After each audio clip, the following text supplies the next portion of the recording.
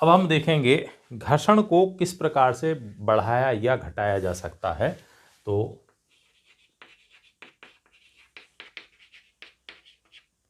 घर्षण को घटाने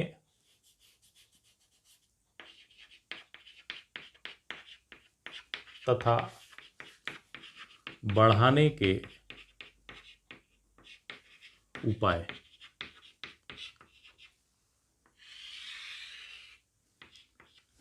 क्योंकि कुछ जगह हमें अधिक घर्षण, कुछ जगह कम घर्षण की आवश्यकता है, तो फर्स्ट ऑफ ऑल हम देखेंगे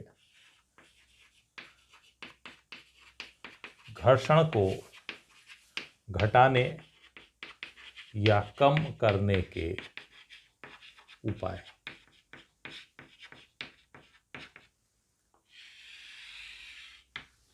किन किन तरीकों से हम घर्षण को कम कर सकते हैं। ठीक है, तो अब वो हम लेकर के चलते हैं। सबसे पहले है, क्योंकि घर्षण संपर्क सतहों के बीच में कार्य करता है, उन सतहों को यदि बहुत स्मूथ चिकना कर दिया जाए, उन पर पॉलिश कर दी जाए, किसी उपयुक्त पदार्थ की पॉलिश कर दी जाए, तो उनमें जब चिकने हो जाएंगी सतह, तो उनके बीच में घर्षण कम हो जाएगा। तो पहला हम लेते हैं पॉलिश द्वारा। तो संपर्क सतहों पर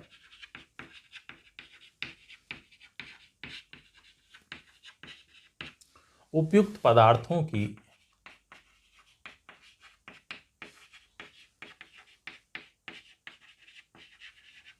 पॉलिश कर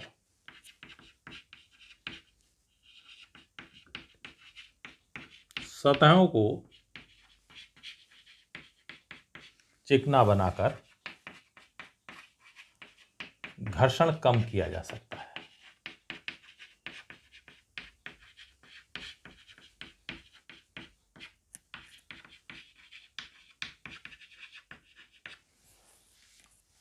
तो बहुत सारे ऐसे पदार्थ हैं जिनकी सतह बहुत स्मूथ नहीं बनाई जा सकती, तो उन पर किसी दूसरे उपयुक्त पदार्थ की पॉलिश कर दी जाए, जिससे कि वो स्मूथ हो जाए, तो घर्षण अपने आप कम हो जाएगा।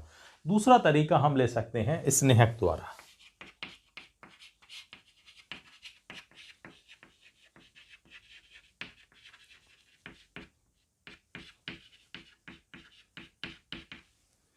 स्नेहक यानी ल्यूब्रिकेंट द्वारा।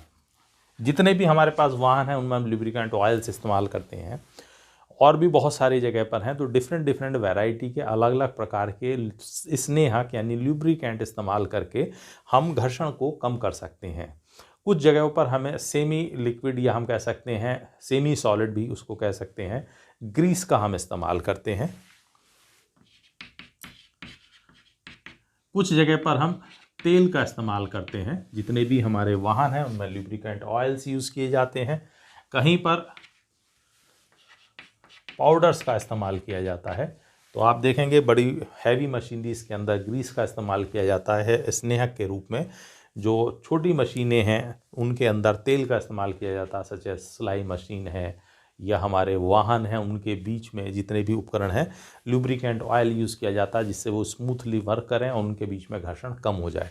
इसी तरह पाउडर, यदि आप देखते हैं कि कैरम बोर्ड आप खेलते हैं तो उसके सरफेस को स्मूथ करने के लिए, घर्षण को कम करने के लिए उस पर पाउडर का स्प्रे किया जाता है, जिससे कि जो कॉइन्स हैं उसकी वो इजीली मूव कर सकें। तो अलग अलग तरह के ल्यूब्रिकेंट इस्तेमाल करके हम घर्षण को कम कर सकते हैं। तो ग्रीस, तेल, पाउडर जैसे स्नेहक प्रयुक्त कर घर्षण कम किया जा सकता है।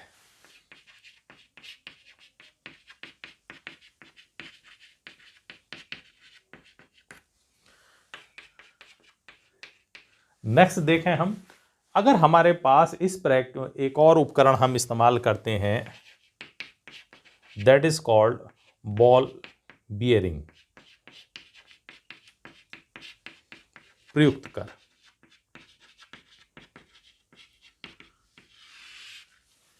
जहाँ पर भी रोटेशन घूर्णन की हमें आवश्यकता पड़ती है उपकरणों में, वहाँ बॉल बेयरिंग्स इस्तेमाल किए जाते हैं। इसमें क्या होता है, इसमें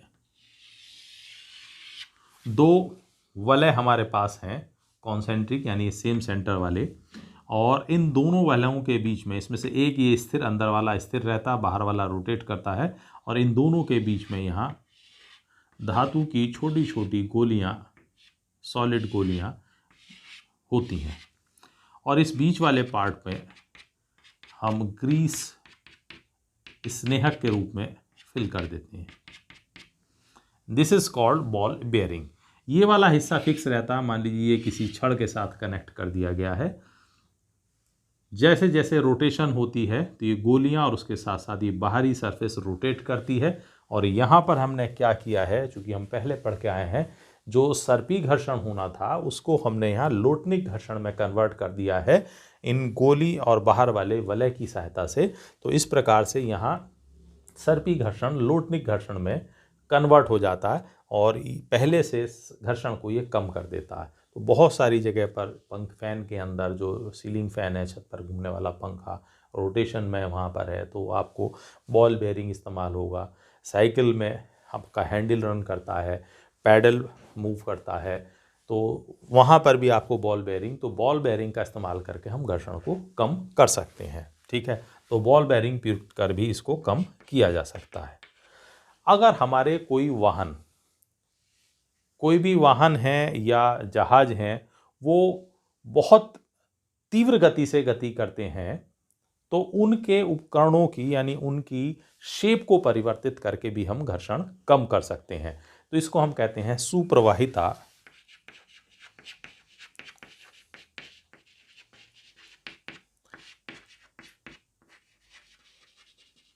स्ट्रीमलाइनिंग द्वारा।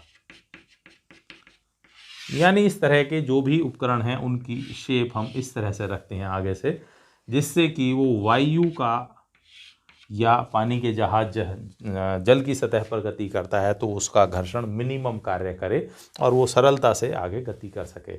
आप देखेंगे सामान्य ट्रेन्स हैं आपकी, उनकी आकृति लगभग इस शेप की होती है, क्योंकि बहुत ज़्यादा स्पीडली नहीं चलती। लेकिन जितनी भी फास्ट ट्रेन्स हैं, इससे ज़्यादा तीव्र गति चलने वाली ट्रेन है, तो उनकी आकृति इस तरह की स्ट्रीमलाइन शेप दी गई है उन्हें भी आगे से, जिससे कि वो जैसे पक्षियों की होती है चोंच आगे से, तो स्ट्रीमलाइन शेप प्रदान करके वाहनों को, जहाज़ों को, वायुयानों को हम घर्षण को, उन पर लगने वाले घर्षण को कम कर सकते हैं। वायु के घर्षण को, जल के घर्षण को सतह पर हम कम कर सकते हैं। तो मेनली वायु के घर्षण के लिए ये हम इस्तेमाल करते हैं। इसी प्रकार से उपयुक्त पदार्थों के चयन द्वारा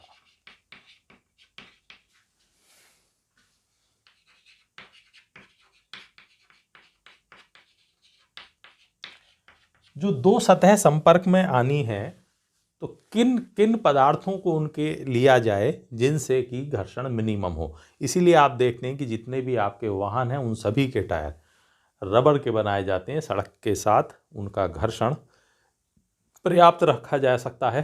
तो इस प्रकार से उनको पदार्थों का चयन करके उन घर्षण को कम किया जा सकता है। तो घर्षण को कम रखने के लिए हम रबड़ का चयन करते हैं। इसी प्रकार से और जगह पर जिन संपर्क सतहों को संपर्क में रहना है, जिन सतहों को संपर्क में रहना, उनके लिए उपयुक्त पदार्थ चयन करके हम घर्षण को कम कर सकते हैं। ठीक है, तो इसी प्रकार से हम घर्षण को कई तरीक़ों से हमने लिए हैं जिनके द्वारा हम कम कर सकते हैं। अब हम देखें कि कुछ जगह ऐसी आती हैं जहां हमें घर्षण को बढ़ाने की भी आवश्यकता पड़ती है। जैसे अभी हमने इससे पहले टॉपिक में लिया था, चलने के लिए, गति के लिए, सब तरह की हमें घर्षण की आवश्यकता है। तो कई जरूरतें हमें ऐसी आती हैं, घर्षण को बढ़ाने के उपाय।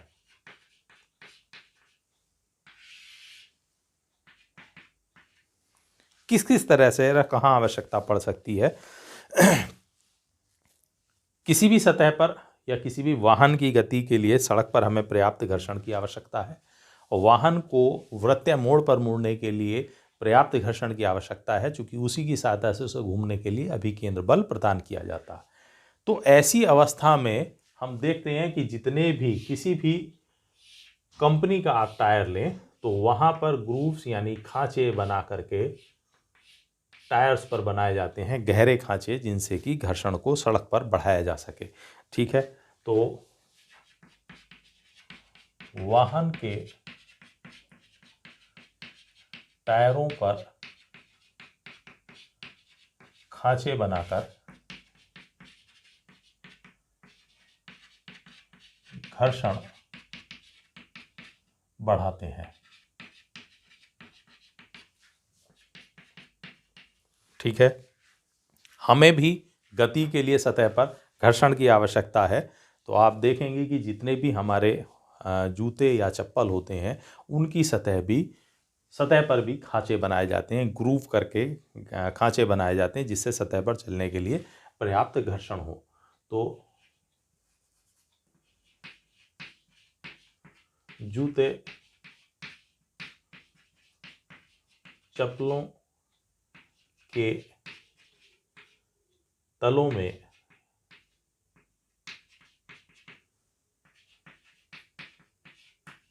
खांचे बनाए जाते हैं, जिससे चलने के लिए हमें पर्याप्त घर्षण मिल सके। आप देखते हैं कि यदि जूते या चप्पल पुराने हो गए हैं, उनके वो खांचे घिस गए हैं, तो हम सतहों पर सरलता से फिसलना शुरू कर देते हैं। तो इसीलिए नए जूते या चप्पलों में वो ग्रूव्स यानी खांचे बनाए जाते हैं, जिससे हमें पर्याप्त घर्षण प्राप्त हो सके। किसी भी चिकनी सतह पर सच एज